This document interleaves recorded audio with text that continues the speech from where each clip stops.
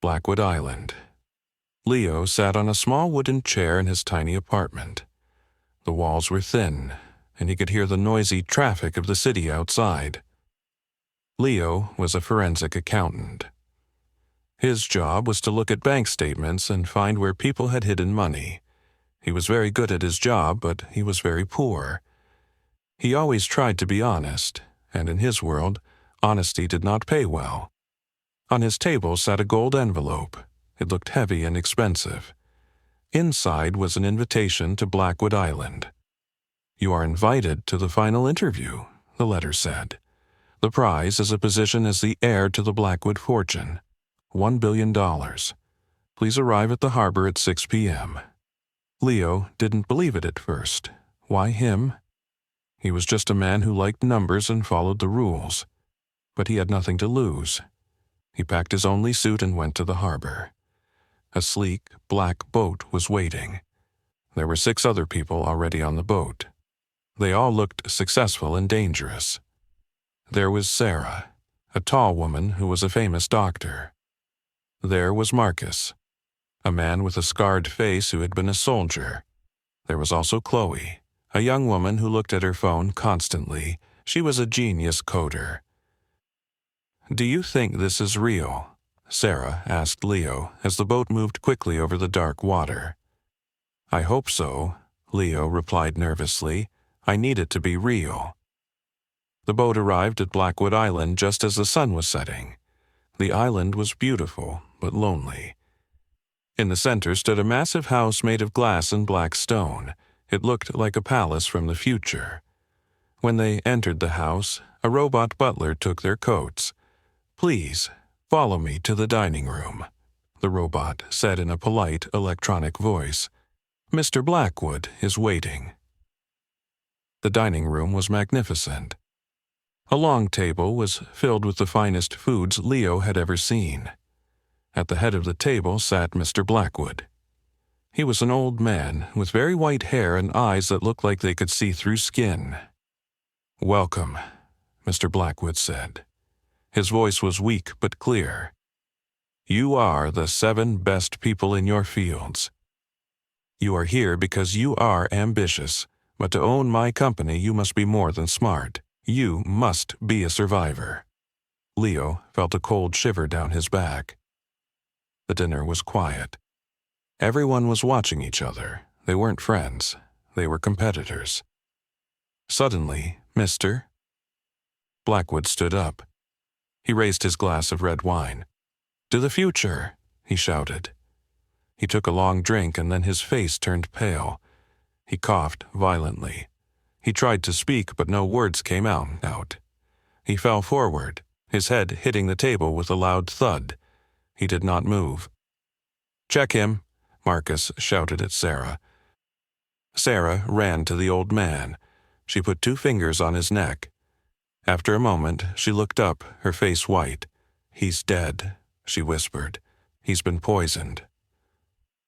Immediately, the lights in the room turned red. A loud metallic sound echoed through the house. The heavy steel shutters on the windows closed. The doors locked with a heavy click. A screen on the wall turned on. It was a video of Mr. Blackwood recorded before he died. "If you are watching this, I am dead," the video version of the billionaire said with a smile. "And one of you is a murderer. This is the final stage of the interview. The island is now on lockdown. No one can leave. No phones will work. The person who finds the killer before the sun rises will inherit everything I own. However, if the killer is not found by dawn, the house's security system will eliminate everyone to protect my secrets." The screen went black. The 7 candidates stood in silence. Leo looked at his hands. They were shaking. He wasn't a hero. He was a man who worked with spreadsheets. "We need to stay together," Leo said, his voice trembling. "No," Marcus said, looking at the group with suspicion. "The killer is in this room. If we stay together, the killer can watch us. I'm going to find the evidence myself." Marcus walked out of the room. One by one, the others left too. They all wanted the $1 billion, and they all wanted to stay alive. Leo stayed in the dining room for a moment. He looked at the wine glass Mr. Blackwood had used. He noticed something strange. There was a tiny blue speck on the rim of the glass. It wasn't wine. He took a clean napkin and carefully picked up the glass. He remembered his training. Evidence is everywhere if you know how to look. He heard a noise in the kitchen, a soft scratching sound. He walked slowly toward the door. "Hello?" he called out. No one answered. He pushed the door open. The kitchen was dark and smelled of expensive spices. Suddenly, something moved behind the large silver refrigerator. It was Chloe, the coder. She was sitting on the floor with a small laptop. "The Wi-Fi is blocked," she whispered, her eyes wide with fear. "But I found a way to see the house's internal network. Leo, the billionaire, didn't just die. The security cameras in this room were turned off exactly 3 minutes before he drank the wine." "Can you turn them back on?" Leo asked. "I'm trying," Chloe said.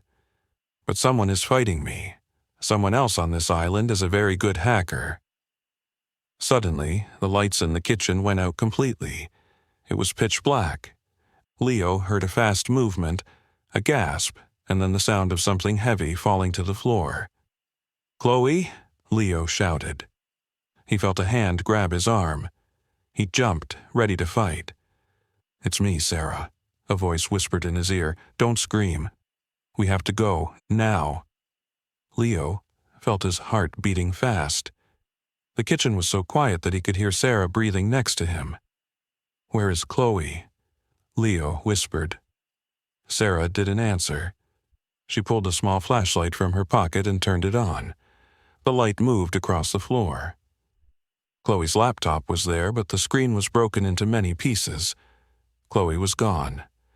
There was no sign of a struggle, just the broken computer. "We can't stay here," Sarah said. Her voice was firm, but her hand was shaking. "If we stay in the dark, we are easy targets." Leo looked at the floor near the broken laptop. He saw a small piece of white paper. He picked it up. It was a list of names, the names of all the candidates on the island. Next to each name was a number. Sarah, 4. Marcus, 2. Chloe, 6. Leo, 7. "What does this mean?" Leo asked, showing the paper to Sarah. "I don't know," she replied. "But look at your number. You are number 7. There are 7 of us. Maybe it's an order or a score." They left the kitchen and walked down a long, cold hallway. The walls were covered with expensive paintings, but in the red emergency light, the faces in the paintings looked angry. Leo felt like the house was watching them. They reached the library. It was a massive room with thousands of books reaching up to the ceiling. In the center of the room, they found Marcus. He was holding a heavy bronze statue like a club. He looked tired and angry. "Don't move," Marcus shouted when he saw them. "Relax, Marcus," Sarah said, holding up her hands. "It's just us. We found Chloe's laptop. She disappeared." Marcus lowered the statue, but he didn't look relaxed. "Everyone is disappearing. I went to the guest rooms. 2 doors are locked from the inside and no one answers when I knock. This isn't a game anymore. This is a trap." Leo walked to a large desk in the middle of the library. On the desk was a physical map of the island and a ledger, a book used for accounting. Because Leo was a forensic accountant, his eyes immediately went to the numbers. He opened the book. It wasn't a normal business ledger, it was a list of debts. "Wait a minute," Leo said. Marcus and Sarah walked over to look. "These aren't company debts. These are our debts. Look here." He pointed to a page. It had Marcus's name on it. It showed a large amount of money Marcus owed to a gambling syndicate in Europe. Then he turned the page to Sarah. It showed a legal problem she had hidden for years. Finally, he found his own name. It listed his bank balance, $14.20. He knew everything about us, Leo said. He didn't invite us here because we are the best. He invited us because we are desperate. He chose people who need money so much that they might do anything to get it. Including murder? Marcus asked quietly. Maybe, Leo said. But look at the dates. These notes were written months ago. Mr. Blackwood planned this for a long time. Suddenly, a loud voice boomed through the speakers in the ceiling. It wasn't the recorded video.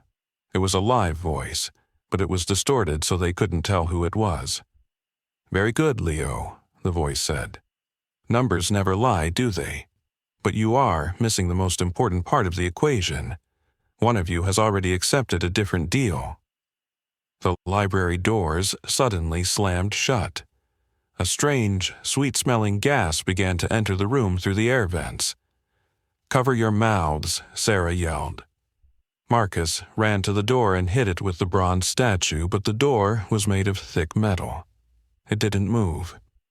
Leo felt dizzy. The room began to spin. He looked at Sarah, who was trying to break a window, but the glass was bulletproof. The numbers, Leo muttered, his brain feeling heavy. He looked at the list of names again. Leo, 7. Why was he 7? He was the last one. He was the one who followed the rules. He realized that the numbers weren't a score. They were a sequence. Leo fell to his knees. Before he closed his eyes, he saw a secret door open behind a bookshelf. A figure walked out wearing a gas mask. The figure didn't look at Marcus or Sarah. The figure walked straight to Leo and picked up the paper he was holding. When Leo woke up, his head hurt. He was no longer in the library. He was in a small white room with no windows. It looked like an office, but there were monitors on every wall. On the monitors, he could see the other parts of the house.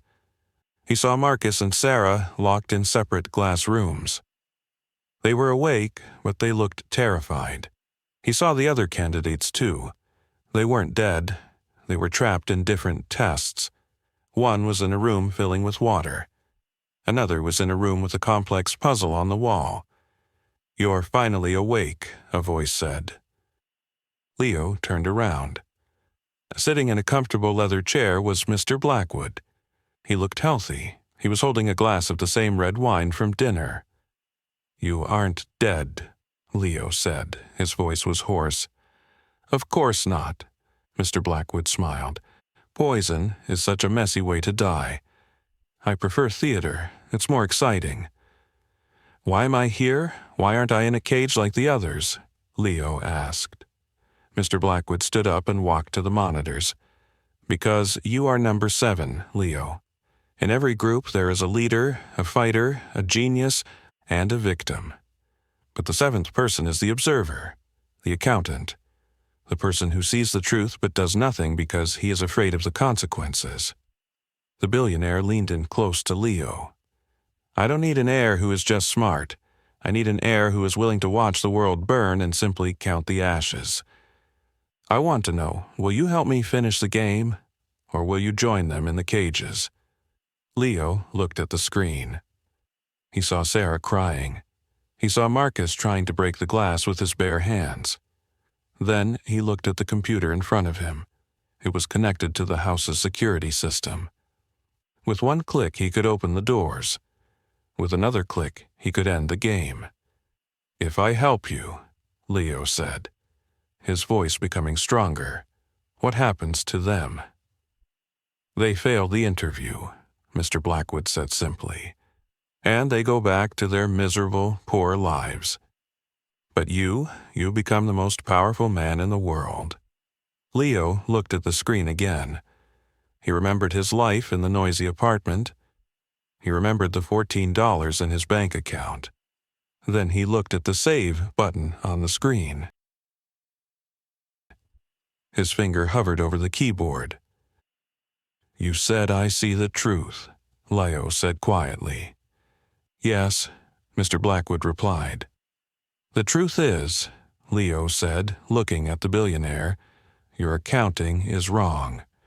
You forgot to calculate the cost of a person who has nothing left to lose. Leo didn't click the save button. Instead, he typed a fast command into the search bar, something he had learned when he was looking for the hidden bank files. He wasn't looking for the security system. He was looking for Mr. Blackwood's personal bank access. "What are you doing?" Mr. Blackwood's smile disappeared. "I'm doing my job," Leo said.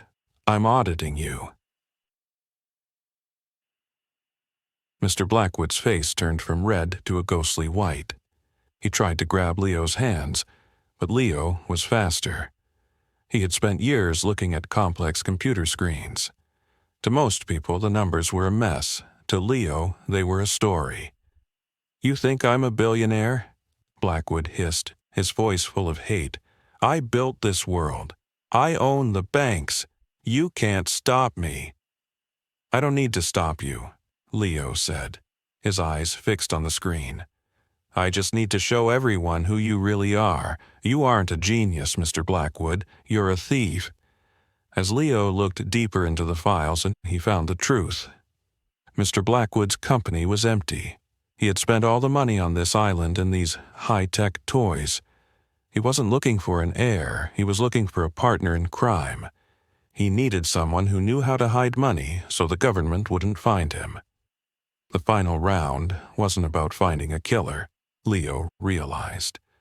It was about finding someone who wouldn't care about a murder as long as they got paid. On the monitors, the situation was getting worse. Marcus had found a metal pipe and was hitting the glass of his room with all his strength. Sarah was searching her room for a way out. "Release them, Leo," a voice said. Leo looked at the screen. It was Chloe. She wasn't gone. She was in a separate room, hidden behind the monitors. She had a bruise on her forehead, but she was holding a small electronic device. "I found the master override," Chloe said. "But I need your help to bypass the firewall. Together, we can open every door on this island." Mr. Blackwood laughed. It was a cold, dry sound. "If you open those doors, the game doesn't end. If those people find out I have no money, they won't be happy. They are desperate, remember. They will kill us all." Leo hesitated. He looked at Marcus on the screen. Marcus looked like a trapped animal. He looked at Sarah. He thought about the honest life he had lived. If he opened the doors, there would be chaos. If he stayed with Blackwood, he would be a criminal, but he would be a rich one. "Leo, don't listen to him," Chloe shouted. Leo made his choice. He didn't click the save button, and he didn't click delete. He typed a final sequence of numbers. Enter. Suddenly, every light on the island turned bright white. The red emergency lights died. The loud alarms stopped. Every door in the house opened at the same time with a soft whoosh. "What have you done?" Blackwood screamed. "I called for a different kind of interview," Leo said. On the monitors, Marcus and Sarah stepped out of their rooms. They looked confused for a second, then they looked angry. They began to run toward the center of the house, the control room. "We have to go," Leo told Chloe. He grabbed the ledger from the desk and the small USB drive he had used to download Blackwood's files. He and Chloe ran out of the office just as Marcus arrived at the other door. "Where is he?" Marcus shouted, his eyes wide and wild. He wasn't looking for a job. He was looking for revenge. Leo and Chloe didn't stay to watch. They ran through the hallways. The house felt different now. It didn't feel like a palace. It felt like a sinking ship. They reached the main hall. Sarah was there, standing over the body of Mr. Blackwood. But it wasn't the billionaire. It was the robot butler, which had been dressed in the billionaire's clothes. The real Mr. Blackwood was nowhere to be seen. "He's gone!" Sarah yelled. "He has a helicopter on the roof!" They ran up the stairs. The wind was cold and smelled of salt. On the roof, A sleek black helicopter was starting its engines. Mr. Blackwood was inside, looking out the window with a look of pure triumph. He was escaping with his secrets. He waved at them as the helicopter began to lift off the ground. "He's winning," Chloe cried. "He's going to get away with everything." Leo looked at the USB drive in his hand. He looked at the helicopter. Then, he looked at his watch. "Wait," Leo said. Suddenly, the helicopter's engines made a strange, grinding noise. A thick cloud of black smoke came out of the top. The helicopter shook violently and landed back on the roof with a loud crash. It didn't explode, but the engines were dead. A small screen on the side of the helicopter turned on. It was a message from the island's own computer system. "Error. Assets not found. Security protocol activated." "I didn't just open the doors," Leo explained to Sarah and Chloe as they walked toward the crashed helicopter. "I deleted the ownership files. According to the island's computer, Mr. Blackwood doesn't exist anymore. The system thinks he's an intruder." The robot security drones moved in. They didn't attack. They simply surrounded the helicopter, locking the doors from the outside. The most powerful man in the world was now a prisoner in his own toy. 2 hours later, the sun began to rise over the ocean. The light was soft and pink. A real police boat arrived at the harbor. Leo sat on the dock, watching the officers lead Mr. Blackwood away in handcuffs. Marcus and Sarah were being questioned by detectives. They would be okay, but they would never be the same. They had seen the dark side of their own hearts. Chloe walked over to Leo. She looked at the ocean. "We did it," she said. "We survived the interview." "Yeah," Leo said. He felt exhausted. His suit was ruined, and his shoes were covered in mud. "The police say they found a hidden account," Chloe whispered. "A small one. About $5 million that Blackwood couldn't hide. Since we solved the case, there might be a reward. You could finally leave that apartment, Leo." Leo looked at the USB drive. On it was the evidence of every crime Blackwood had ever committed. He could give it to the police, or he could keep it. If he kept it, he could control the remaining parts of the company. He could become the man he had always hated. He looked at his reflection in the water. He didn't look like the shy, nervous accountant from the beginning of the story.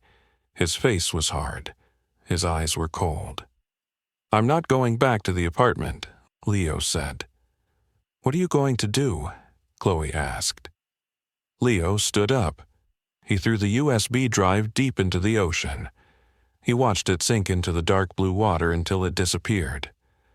"I'm going to start a new business," Leo said. "A real one. One where the numbers actually mean something." Chloe smiled. "Can I be the head of IT?" Leo laughed. It was the first time he had laughed in years. "Only if you can fix my laptop first." They walked toward the police boat. Leo didn't have $1 billion. He didn't have a mansion or a helicopter. But as he looked at the rising sun, he realized he had something better. He had his honesty, and for the first time in his life, he wasn't afraid of the future. However, as they stepped onto the boat, Leo reached into his pocket. He felt a small, cold object. It was a gold coin he had picked up from Blackwood's desk. It was worth more than his old apartment. He looked back at the island one last time. He had won the game, but he had learned a dark lesson. To beat a wolf, you have to be a little bit of a wolf yourself. The boat moved away from the island. The final round was over, but Leo knew that his real life was just beginning. The end. And that is how Leo survived the final round. It is a dark story, but it shows us that sometimes being honest is the greatest strength of all. I hope you enjoyed following Leo's journey from a quiet accountant to a hero on Blackwood Island.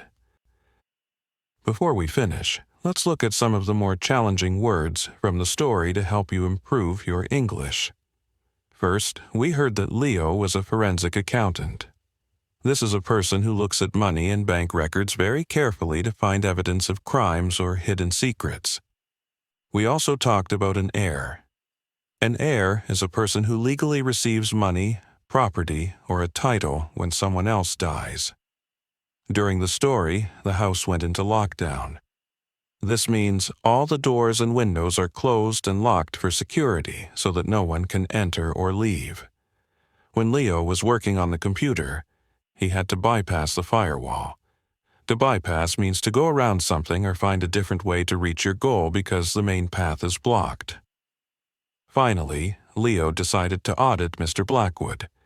In simple English, to audit means to officially examine financial records to see if they are correct and honest. These words are very common in mystery and business stories, so they are great to add to your vocabulary. Now that we have covered the vocabulary, let's see how much of the story you remember with a quick 3-question quiz. Question 1. Why did Mr. Blackwood really choose these 7 people for the interview?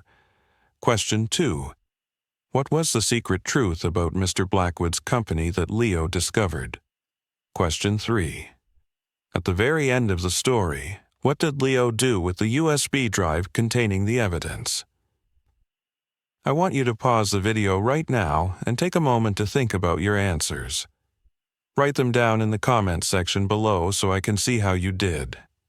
Don't worry about being perfect, just try your best to explain what happened in your own words. I will reveal the correct answers in just a moment. Are you ready to see if you got them right? Let's look at the answers together. For the first question, the answer is that Mr. Blackwood chose them because they were all desperate and needed money, which made them easier for him to manipulate. For the second question, Leo discovered that the company was actually empty, and Mr. Blackwood was a thief who was running out of money.